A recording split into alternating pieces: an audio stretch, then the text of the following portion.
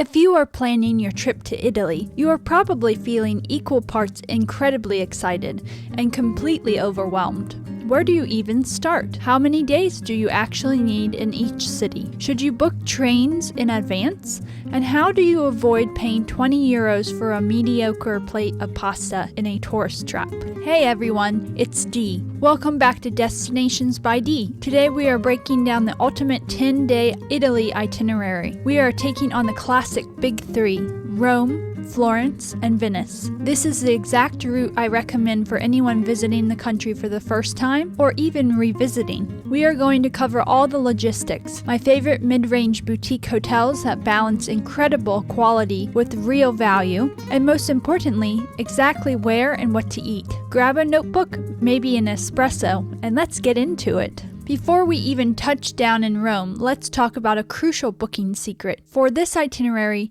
do not book a round-trip flight in and out of the same city. You want to book what's called a multi-city or open-jaw flight. You'll fly into Rome and you'll fly out of Venice. This saves you an entire day of travel backtracking, and usually it costs exactly the same as a standard round-trip ticket. When it comes to packing, keep it light. You are going to be on and off trains, hauling luggage above cobblestones, and navigating small boutique hotel elevators. Stick to a neutral, classic wardrobe that you can mix and match. Prioritize absolutely comfortable walking shoes. Leave the heels at home. You'll easily clock 10 to 15,000 steps a day. Italy essentials are linked in the description below. Part 1. Rome. Days 1 to 4. You'll arrive at Rome's Fiumicino Airport. Skip the expensive taxis and take Leonardo Express train straight to Roma Termini, the central station. It takes exactly 32 minutes, runs every 15 minutes, and completely bypasses Rome's notorious traffic.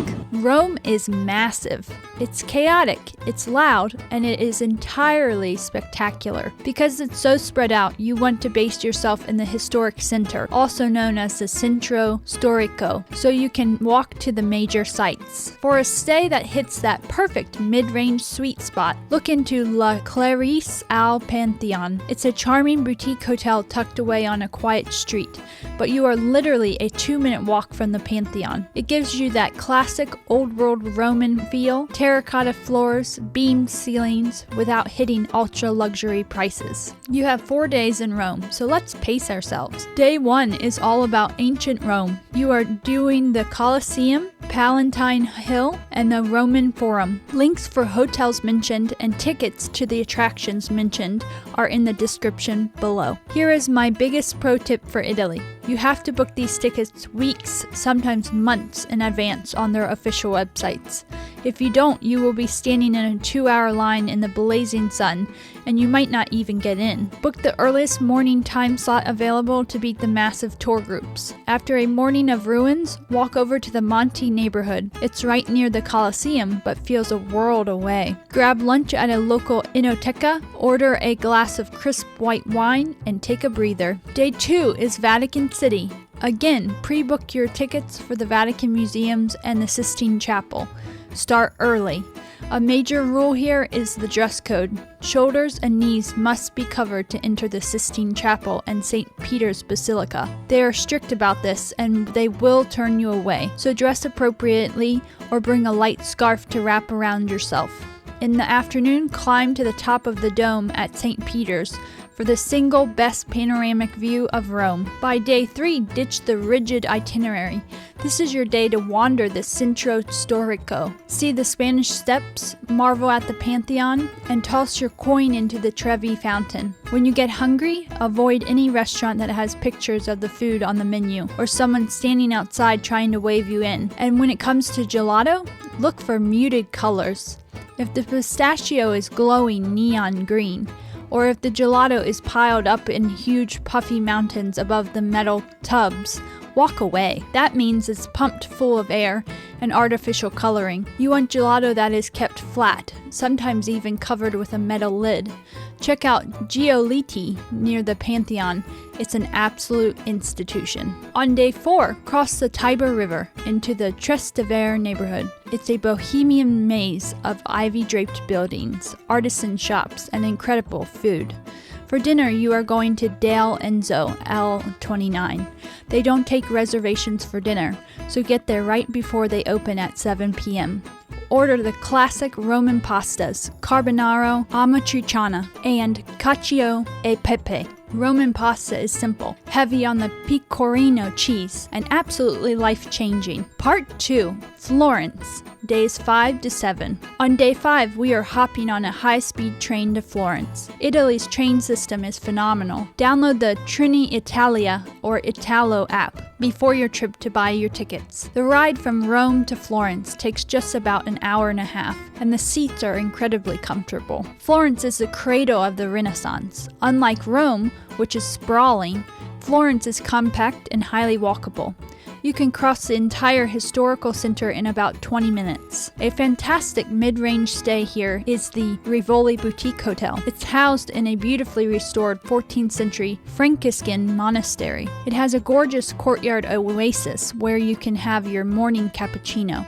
And the best part is that it's just a short walk from the Santa Maria Novella train station, making arrival a total breeze. Your must-dos in Florence on days 5 and 6 are the Uffizi Gallery, which holds the greatest collection of Italian Renaissance art in the world, and see Michelangelo's David at the Accademia Gallery. The David is one of those rare masterpieces that is actually vastly more impressive in person than in photos. It will take your breath away. Florence is also a major foodie city, deeply rooted in Tuscan tradition. For lunch, you have to grab a legendary schiazzita sandwich from Al Antico Vinero. Ciaciata is a local flatbread, similar to focaccia, but thinner and crispier. Yes, the line wrapping down the street looks intimidating, but it moves incredibly fast. Get the La Favoloso. It has Sabricona salami, pecorino cream, artichoke cream, and spicy eggplant. For dinner, you are heading to Trattoria Mario. It's a loud, casual, widely authentic Tuscan spot. If you eat meat, this is the place to try the famous bistecca alla Fiorentina. It is a massive, thick-cut T-bone steak, cooked rare over wood coals, meant to be shared. Pair it with a simple house Chianti,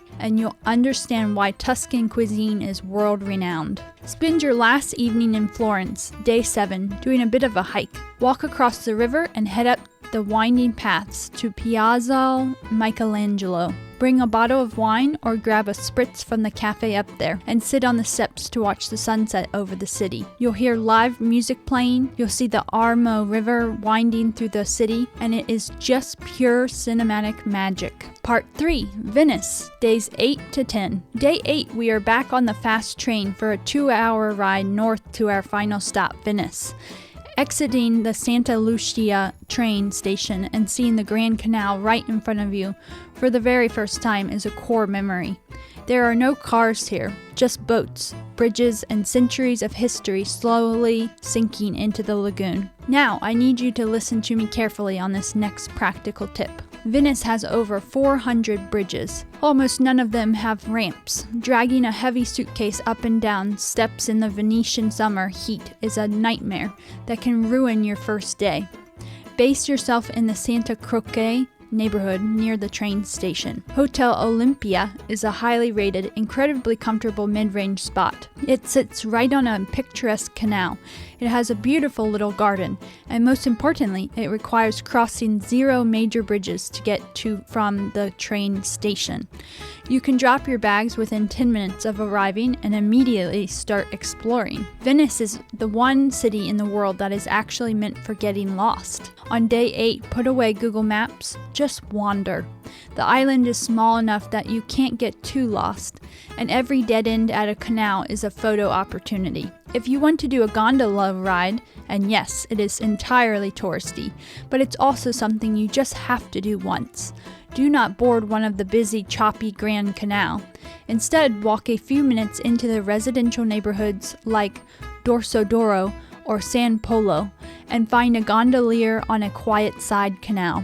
It is so much more peaceful and romantic. The official rate set by the city is exactly €90 for a 30-minute ride during the day. Do not let anyone negotiate a higher price and pay in cash. Day 9 is for the icons. Visit St. Mark's Square as early in the morning as humanly possible, before the cruise ships dock. The mosaics inside St. Mark's Basilica will leave you speechless. Right next door is the Doge's Palace. I highly recommend booking the Secret Itineraries tour here. It takes you behind the scenes into the hidden torture chambers, the attic prisons where Casanova was held, and the secret administrative offices of the Venetian Republic. It adds so much fascinating context to the history of the city. For food in Venice, you need to navigate carefully. A lot of the sit-down restaurants near St. Mark's Square are overpriced and underwhelming. Instead, on your final day, day 10, do a cicchetti crawl. Cicchetti are Venetian tapas, small bites of incredible local food served on little slices of baguette or polenta. Head back toward the Rialto market area. Find Cantina do Mori, which is the oldest Baccaro or wine bar in Venice, dating back to the 1400s. Then hop over to Osteria Bancorgiro. You don't need a menu, just point to whatever looks incredible behind the glass. Whipped salt cod, spicy meatballs, marinated octopus. Order an Aperol Spritz or a small glass of local Prosecco for €3 and eat standing up at the bar or outside by the canal, just like the locals do. It is cheap, it is incredibly fresh, and it is the best way to experience Venetian culture. On the afternoon of day 10, you can take the Alagona water bus or a private water taxi straight from Venice across the lagoon to Marco Polo Airport for your flight home. 10 days, 3 completely distinct, incredibly beautiful cities. This itinerary gives you the perfect balance of seeing the world-famous icons while still leaving room to slow down, sip your wine, and actually absorb the magic of Italy. If this itinerary helped you plan your trip, or just gave you a little bit of wanderlust, please hit that like button. It genuinely helps the channel out. And make sure to subscribe for more practical, no-fluff travel guides. Let me know down in the comments which of these 3 Italian cities you are most excited to visit. Safe travels, everyone, and I'll see you in the next one.